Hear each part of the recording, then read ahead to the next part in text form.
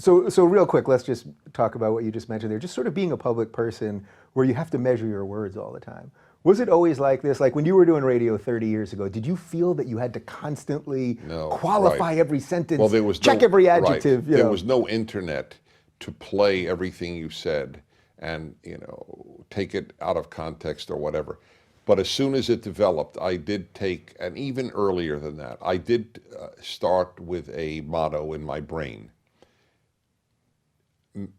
Be sure that no one sentence can kill you. And I am very, very careful about how I speak. And I'm amazed that in 33 years of tens of thousands of hours of live, this is not, you can't do anything, it's live radio. Yeah. I have never been caught on something that could hang me. You just jinxed yourself horribly. Did you see? Nah, I don't believe in jinxing. I'm very scientific. I don't believe in superstition. Do you think that there's just a certain amount of mental space that takes up? It does. Even having to think about it, because that's what I talk about a lot. That's why one of the reasons I leave the show, like I just went through. I work out harder in the show than with my trainer at the gym. just to sort of contain the potential errors. It's a chess game. Yeah. It is a 3-hour grandmaster chess game. And I suspect you would argue that all of that has to do, again, with the left and the buzzwords. Yes, it does. Because they've pinned everybody into Well, look, I wrote a piece. Every so often I write pieces that have nothing to do with politics or religion or anything, but have to do with the private sphere. So I wrote a piece about 8 years ago. My syndicated column was when a wife is not in the mood, obviously for sex. Yeah, I got it. So my argument is that if you love your husband, if you have a loving marriage, he's a good man, and knowing how important sex is to him, that even if you're not in the mood, why not give it a try? Because we can't be guided by moods. It's, and I wrote it for, what if you're not in the mood to go to work? But it's important, you have to go to work. Mm-hmm. So guess what? The Daily Kos, they read my piece, and the Daily Kos headlines, Prager advocates marital rape. And then what do? Do you spend any time trying to clean it up, or do you just leave it as is? It is not possible to clean up the left. However, I will just say, just for the record, there was a man at the Daily Kos who wrote in the next issue, or whatever, next day, or next week, I can't stand Dennis Prager, he's right-wing, I can't stand him, I want to make it clear I can't stand him. Did I say I can't stand him? And then says, but give me a break. The guy did not advocate marital rape. So what does that say about just the state of affairs in terms of the internet then? Because I'm very enthused by the fact that I do this show on the internet and I can do whatever I want and say whatever I want. You're right. And the barrier to entry is low, which is getting a lot of great people involved. Right. That comes with a whole series of problems because anyone can get in. That's right. Any idiot can put on a suit and sit at a desk and pretend they know what they're talking about. So huge problems. But what do you think about just that general state of that our media, nobody trusts anybody anymore? So that sort of goes to the post-truth. The trick is to learn whom you can trust. Yeah. But it's not all that easy. That's true. That's why, look, in the final analysis, I always say, credibility is your greatest source of power. And I have taken that very seriously. I don't take sponsors that I can't personally endorse. I say no to a lot of sponsors because I'll just give you an example. I mean, I hope I'm not hurting any sponsor here, but we're fan funded, so you're all right. Right, but I'm not. I'm sponsor funded. But I was asked. Yes, here's a perfect example. I was asked to advertise a mattress, a fine mattress, I might add. But I believe that I have the greatest mattress in the world, which I currently do sleep on. Mm-hmm. And I can't therefore say, this is the mattress I sleep on, even though they'll send me a free mattress. It doesn't matter to me. And I told them that. I said, I will happily say it's a fine mattress, but I will not say it's the best, and I will not say I sleep on it. So I'm very, very careful about credibility. But it's hard to know whom you can trust. Part of it is whom, and you have to know a lot. Certain things should strike you at the outset as that's a little too bizarre to be real. And then you've got to verify it. Yeah. What do you make of just how people are being funded by all sorts of crazy things right now? So, you know, like Pierre Omidyar funds Glenn Greenwald's Intercept. I'm sure you probably don't love that site. Right. Or, you know, whoever's funding Salon, or Al Jazeera funds the Young Turks, or, you know, which is funded by, you know, Right. part of the government of Qatar, or any of this stuff. That's another problem we have, that now Yes. we don't know where money's coming from with everybody. Like, just everything's Right, been but opened up. this is a real problem because transparency is not the answer either. Because as we found out in America, and Kimberly Strassel of the Wall Street Journal wrote a very powerful book on this, the transparency issue has given the left a way to ruin the lives of funders of conservative foundations, which we don't do. They boycott their houses, announce publicly these are haters, and people don't want that misery in their lives.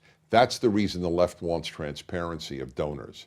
So it's a very complex question. Even though they take plenty of money from Soros and Yes, a I whole know. series of other Right, things. right. Also, I think they've partly learned that this stuff doesn't work, because even when Kellogg's just a couple weeks ago, or was it 2 months ago Yes, or so, sometimes it did doesn't this work. thing with Breitbart, well, then what yes. happened? Well, their Breitbart people stopped eating Kellogg's. I mean, Yes. but we've come into a place where companies think they have to Well, be in they the do, political... but this is also left created. I don't care about if a company. Look, this is my perfect example. Ben and Jerry's ice cream. Ben and Jerry. If you go left of Ben and Jerry, you're in Lenin territory, right? I eat Ben and Jerry ice cream because I don't believe that the free market should allow me to boycott based on their ideology. But that's not what the left believes. You supported Trump, we want you to be bankrupt. That's how they think. Right. We will ruin your company. So while I'm sure you do not like any of the ideas of Bernie Sanders, they loved Bernie Sanders, but you said, I like their ice cream, I'm just going to eat their ice cream, basically. That's my belief. Yeah. Yes. And you can let it be at that and not... Well, that's the ideal. That was the American ideal. The left has made that impossible. The left is so constantly boycotting anyone they differ with. I mean, what was it? You know, Chick-fil-A. The guy believes that marriage should be defined as male-female, and he should be put out of... He's not allowed in New York and Chicago. I mean, that's an absurdity. If the guy advocates same-sex marriage, would I not eat his ice cream? I'm a conservative, religious conservative. Yeah. So what? Well, it's all such virtue signaling, too. I remember during that whole Chick-fil-A thing, and I was on O'Reilly arguing about Chick-fil-A, and then shortly after that, I was on the Young Turks, which is a progressive network, and they're screaming about Chick-fil-A the whole time. I'm openly gay, and I work there. I didn't care that much, actually. I just thought this is one of these things that we're just outraged about, whatever. A guy walked into the production meeting eating Chick-fil-A, and I thought, if anyone, I mean, guys, I don't really care, but like, you're out there screaming about Chick-fil-A, and here you are eating Chick-fil-A. So that also shows sort of just like a general inconsistency that everybody has across the board, probably. Right, but I don't think the right boycotts with the instinct that the left does. I mean, I can't even think of an analogy. Yeah. It's just you take a position we don't like, we want you out of business. Yeah. Oddly, Ben and Jerry's are big Israel supporters, aren't they? They're big what? Aren't they big supporters of Israel? They have a couple locations there. I think so. Okay. So they've confused That's fascinating. Yes. Yeah. All right. So let's just knock out a couple other issues. Let's Right. just talk about hot topic stuff. So gay marriage. Right. As a man that I sense you don't govern by the Bible. That's sort of what you were saying earlier. Right. But I don't think gay marriage. Well, my was values come your, from your the values Bible. come from the Bible, Right. but you're not governing. Well, yes and no. I mean, the Bible says do not murder. Yeah. I am governing. You know, it's a tough call. But if the Bible didn't exist, I'm guessing that Dennis Prager would not be a murderer. Correct. Well, you're right, but I'm not sure that society would have created much do not murder emphasis. The toughest group for the Catholic Church to convert were the Germanic tribes of Europe because they didn't buy the notion of the Ten Commandments and specifically do not kill or do not murder, which is really what it says. Because they said, what are you, nuts? If you're stronger, you kill. Yeah. And there's no argument against that. Only if you say, well, excuse me, the creator of the universe says it's wrong. Woo. Yeah. But other than that, it's not necessarily wrong. So I don't know what I would think if I had not been affected by 2,000, 3,000 years of the Bible. I don't know the answer to that. Right. But I will be honest to this, so I'm sort of setting myself up to be challenged here, but it's okay. If the Bible said nothing about homosexuality, the odds are, well, no, if the Bible said nothing about the importance of male-female distinction, and that's what I need to explain in a moment. Okay. My heart is with gay marriage. Okay, my wife and I have a number, and I know people mock it, but I don't. Sometimes it's mockable, sometimes it isn't. But we're very close to two gay couples, one female, one male. The female's my niece, and her wife, and the male, their partner. They didn't get married, but they're like married. What's the mockable part there?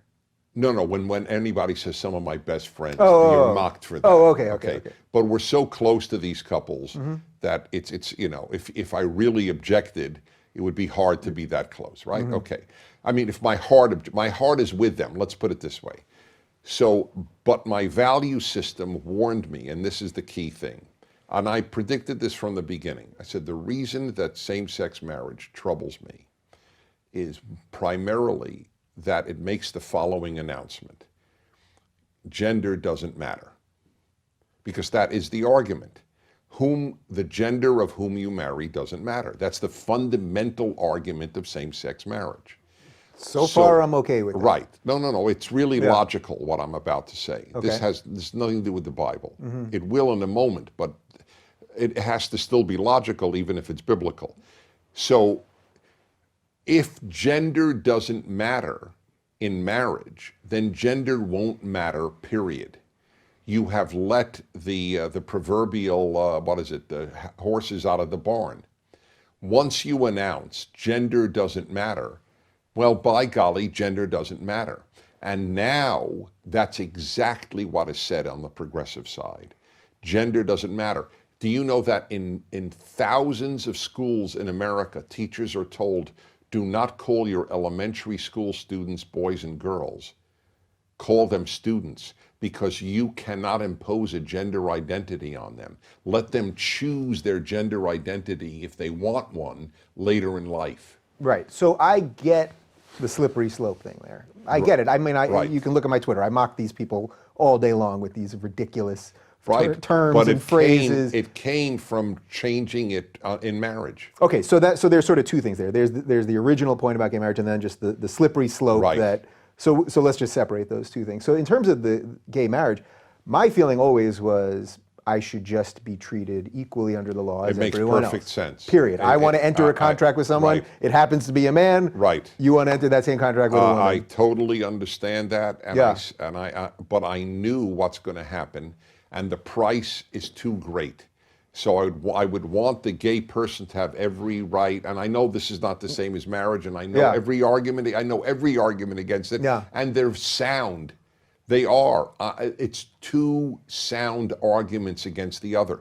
But if I think macro, not just micro, my concern is not just the individual, it's for the whole society. And I'm afraid the society has chosen wrong in this matter because of the gender doesn't matter issue. So, okay, so basically I sense you don't, I don't want to say you don't particularly care because you're a caring person. I don't. It doesn't bother you in the specifics of you're in my home studio, you're in my home, I live here with a man. I am as comfortable with these two couples as with heterosexual couples. And by the way, for the record, right before we started, you asked me if I was married. You didn't know if I was straight or gay, and I didn't sense that you cared in any way. And then my immediate concern was, how did you meet? Yeah, how did I want to hear your romance. Right. I'm as interested as if it was a woman. Right. But because this is my view. You are decent and compassionate in the micro, but you have to have standards in the macro. Yeah. And they are in this one instance. I don't know of another one. I can't think of one other, and it's related. If you want to hear it, it's not important. But This is the biggest conflict that I ever had, and that's why I worked very hard on this issue to learn what happened, why the Bible took the stance that it did. But we, meaning you and me, whether you're straight or gay, we are going to pay a price for the death of gender. The war against gender is a war against civilization, I believe. Okay, so now we're in the slippery slope portion of it. So Right. that part, I would say, do you think it's possible that if you give people a chance, so you let gay people get married, that the legitimate things that you're talking about, all these silly things, I see this where they don't even want to call them students. I saw one school they wanted to call them comrades, literally. I mean, Right. so I get that silly Right. stuff and all the labeling and all this nonsense, but that maybe if you let gay people get married, that they would actually be allied with you in this. But they're not. It's LG. I said But this. except some it's of them are because LGBT. yeah. If it was LGB, then they wouldn't be. But the activists. I don't. So you're separating the activists from But just the sort activists, of they're the dominant voices, and they're the ones who have the boycotts, and they're the ones who get gays angry, or blacks angry, or Jews angry, or women angry. They're the anger creators, the activists. You and I would have we'd have a great life. It'd be a non-issue. But the activists are the anger creators, and they added the T. And I asked well before this whole thing, what does T have to do with L, G, and B? I mean, I had a show on SiriusXM that was on the OutQ channel, the LGBT channel, which I'm happy to say no longer exists because gay people could have regular radio shows Yes, too. that's right. So I'm glad that progress came Right. so that there was no need for a ghettoization of a radio channel just for gay people. Right. I always wanted to be on the political channel anyway, and they threw me on the gay channel. So I'm fine with how it all worked out. Yes. But I do remember. Well, I assume you'd rather be on a political channel than a gay channel. Yeah. You're not defined by your gayness. This is as gay as it gets. Yes. I'm not even doing that good at it. I mean, wouldn't you rather be with someone a little more fabulous than this if you were going to sit across from a gay guy for an hour? No. You want to be normal. Yeah, whatever that is. I mean, I don't even like the word normal, but Okay, this is fine. what I am. Normal is not defined by your sexual orientation. Yeah. That's what normal. I'm not saying heterosexual is more normal. By the way, I actually believe bisexual is the norm. So it's a very complex issue because in every society prior to the Bible, homosexuality was accepted. So this is unknown. This is truly, and I didn't come up with this. Pro-gay professors did all the research for me. So I know all about this. I wrote a 17,000 word essay on this 25 years ago. This was a revelation to me. I thought the Bible was merely reinforcing the anti-gay feelings that permeated surrounding society. But it was unique. The Bible said, men, you are as happy with boys, I don't mean 8-year-olds, 15-year-olds, Yeah. just as a grown man is happy with a 15-year-old girl. But in that sense, homosexuals and heterosexuals are identical. But we are telling you, the Bible, as it were, I'm telling you, the Bible is telling you, no, confine your sexuality to your wife. The Bible eroticized marriage. So the line, though, that everyone goes to, if you're talking about gay marriage, they always say, well, I'm going to butcher it slightly, but don't lie with a man as you would a woman. Correct. I don't lie with a woman that way. So haven't I gotten a little trick here? Didn't I do a little Talmudic trick? That is a Talmudic trick. Pretty good. Right. I mean, what do you got for that one? Right. Well, I mean, I don't lie with the women that way, so it's not a problem. All right. So since I know the Hebrew, Yeah. it's not exactly, that is the way it's often translated, Yeah. but the Hebrew I thought I could is, get you on this one. Come on. do not lie with a male, and then the key words, and they're very rarely translated accurately, are mishkevei isha, the lyings, not as you would lie, the lyings, and it's plural, which is interesting, the lyings of a woman. Do not lie with a male, the lyings of a woman. So it's not what you, the gay person, would do with a woman. Yeah. It's what men do with women. But I almost had you there. You almost did, but and you would have if I didn't know the Hebrew. I would have thought touche. That I would have had you. All right, so let's move on to another. I mean, Right. I think we got to where that needs to be. I couldn't agree more. Yeah, and that's also why I wanted to discuss that with you, because I sense we weren't going to fully agree on it. Right, and but people are it's so important afraid of that. People, yes, well, people don't hear what might be your issue. Look, there are people on the right who, I hate to say this, this bothers me. There are people on the right who have contempt for gays. Yeah. And it's wrong, it's biblically wrong, it's humanly wrong, and it does bother me. Yeah. So in a weird way, though, so Trump on this must sort of give you a little angst, because it's pretty obvious to me. He couldn't care less. He could not care That's why less. it doesn't give me any angst. Well, it's not. The Supreme Court has ruled it's a non-issue. But it must give you angst in terms of that slippery slope. Oh, part, it does. It does yeah. give me angst. But I'm not sure, other than tweeting. And by the way, maybe one day he will tweet it. I wish he would tweet. Guess what? Teachers can't call kids in a lot of our schools boys and girls anymore. What do you think of that, America? I would like him to tweet that. Yeah, so that's actually a good segue to, I'll put the other one aside for a second, but some of the political correctness stuff. Because this is directly, I mean, it's been a sort of through line of everything we've been talking about here, but it's also directly affected your channel, so the PragerU channel.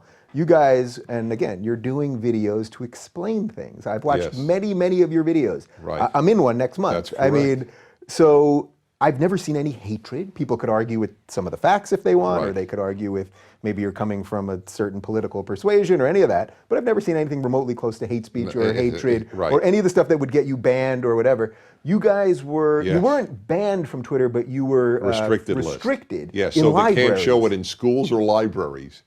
I mean, so what do you do? What do you? I mean, it's mind-blowing. We have a video on the origins of the Korean War. Yeah. Why is that restricted? Yeah. So what's happening here with, look, this show is on YouTube, so I don't want to make the YouTube gods too angry at me. No, they won't be angry at you. But it's a very, look, I was sure the Wall Street Journal had a featured editorial on behalf of Prager University. Yeah, I saw it. Saying, what is YouTube doing? What are you nuts? Because a lot of Wall Street Journal people have, Bret Stephens has done one, Kimberly Strassel has done one, and others. And so they know about us. What are you kidding? YouTube? Are you nuts? So what do you think is actually happening? Well, I know what is happening. Do you think some leftists are meeting at the top of YouTube? No, and saying, no. I think that there are leftists who troll the websites, especially among those that are successful. And we're the biggest producer of conservative videos in the world. 220 million views last year. That's a serious number for anybody, even for the left. Yeah. And so they know that we exist. And so if one bugs them, then they just say I don't know, bad material or objectionable or hateful. And if they get enough of those, there's an algorithm that says, okay, we got reports. I don't think they sit there. They don't monitor them. Right. They get feedback, and so leftists who want to shut us down send this feedback. But but once they're contacted, once the Wall Street Journal, they then had another editorial. They had 3 editorials on behalf of Prager University in the Wall Street Journal. That's a big newspaper. And of course, not one liberal newspaper has, so they're not liberal, they're left. A liberal paper would come to our defense. Right, so that to me is a great example of what the difference between liberal and left is. Freedom is the biggest issue. Because it's free speech. That's correct. Now we're talking about free speech. Yes, that is correct. And that's where, of course, they should defend. Right, and it isn't even, well, let's let the Nazis march in Skokie, Illinois, which precedes your day. Yeah, but I know it. But are you familiar with that? Of course. Okay, so there's a big Jewish area, including a lot of survivors of the Holocaust lived there. The Nazis, in their great evil, had a march. Neo-Nazis had a march there, and the ACLU fought on their behalf. But now freedom of, but we're not in that category. There's no hate here, as you point out. Right. I mean, there was something I think. By the way, do you know the most hated video that we've put out? This is, I would never have predicted this. I'm sure it's going to have a wonderful irony. Yes, it will be. Our video on advocating that men get married. That has the most amount of hateful comments directed against it. Interesting. So you guys also did a video on the Electoral College. Yeah, with that I the saw. most, what, 40 million? Yeah, it caught some fire on that. Right. So I see a lot of celebrities now tweeting that it's a white supremacist way of controlling everybody and da da da da. Da. So you don't have to repeat the whole video. We'll put the link down below so people can get Right, to it. all it is but can is you give me a sale this on country the was Electoral not founded College? to be a democracy. It was founded to be a republic, and it was So, not. so what does that mean for people that don't really Well, right. understand? Well, Can you for hear that? democracy is one man, one vote. That's all you know. Plurality determines everything. Mm-hmm. There are checks on how it works in this country. The most non-democratic thing we have is the U.S. Senate. A senator from Right. Wyoming has the same vote as a senator from California, although California has 50 times more people. Right.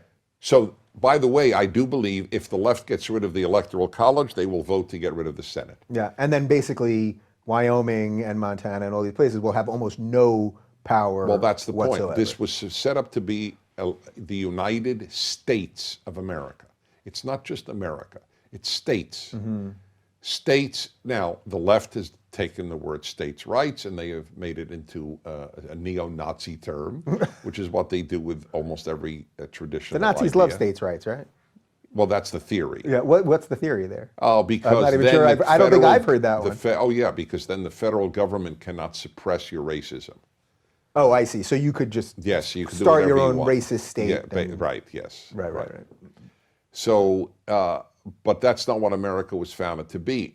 And you know that outside of, this is amazing, outside of 4 boroughs, 4 of the 5 boroughs of New York City and LA County, Trump won the country. Yeah.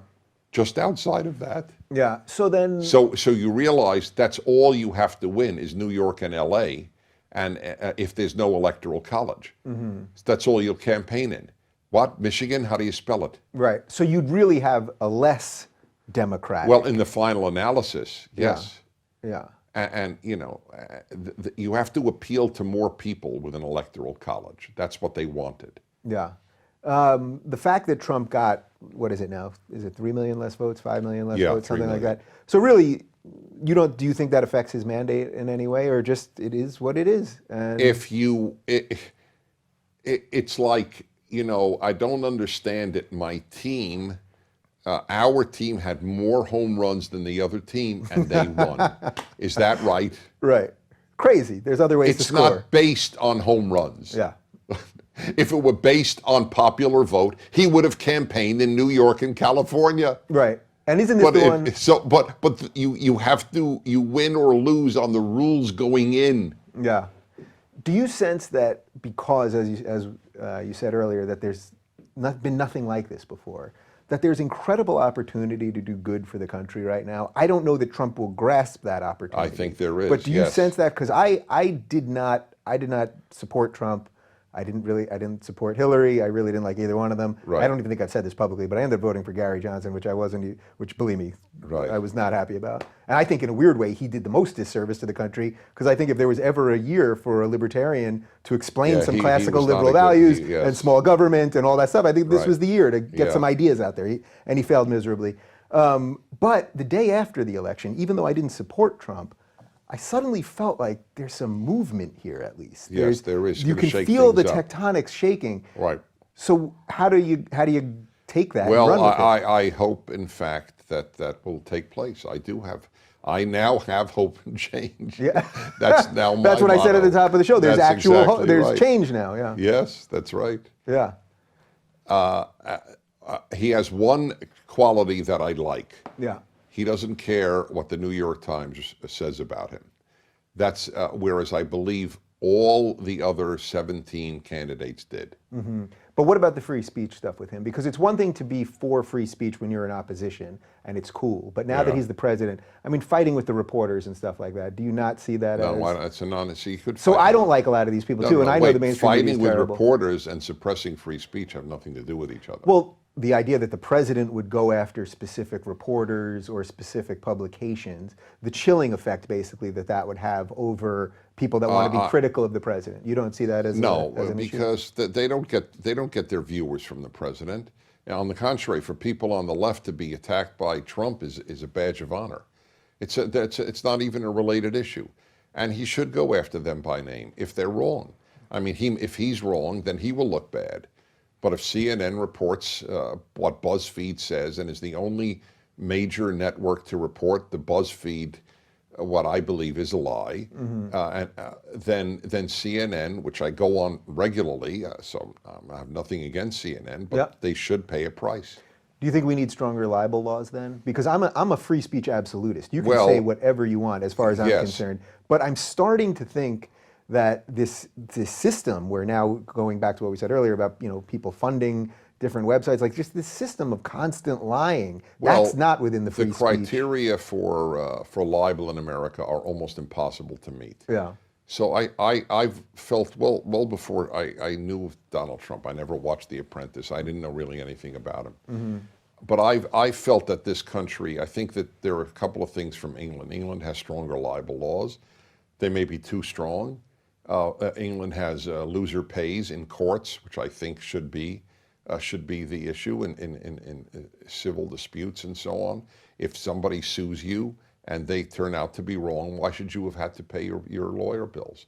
I think you would cut down the number of frivolous lawsuits in this country by 50%.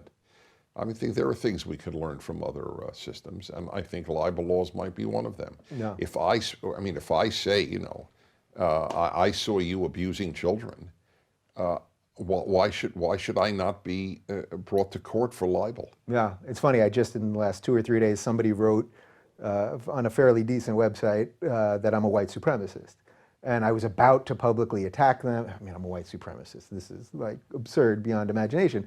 And I thought, I can either now attack them and get them the clicks, which is what they so desperately want. In another situation, if I had a lawyer and a ton of money, I guess I could sue him for libel, or I could just do nothing and let it be. And that's what I did. I'm not sure you could, white supremacy, well, maybe. That's an interesting question. I mean, there was a bunch of other things there, but it would be close enough. Right. If there was no evidence. People say to me, you'll really love this. I get this comment a lot where somebody will come over, oh, Dennis, I love you. I get, and my wife is a witness. I get it a lot. It's very sweet, and I'm very touched by it.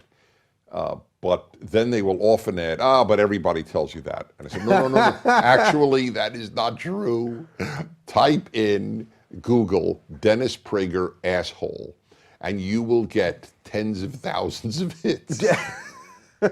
Just do an image search on that, and then I think that would be you know what? I never thought of that. Yeah, that's a whole other thing. I'm sure there's memes. I won't suggest that. Yeah. Well, you know what? I had a ton more to talk to you about, but instead of looking at these now, and I know some of them off the top of my head, we'll do this again. How about that? I would love it. I really would. Yeah. All right. You're terrific. I would love that. Thanks. Likewise. All right. Well, it's been a pleasure talking to Dennis, and you can check out the PragerU videos. We're going to put the link right down below, and don't forget to comment and like and all that good stuff so the algorithm doesn't kill us. And follow Dennis on the Twitter. It's @Dennis Prager.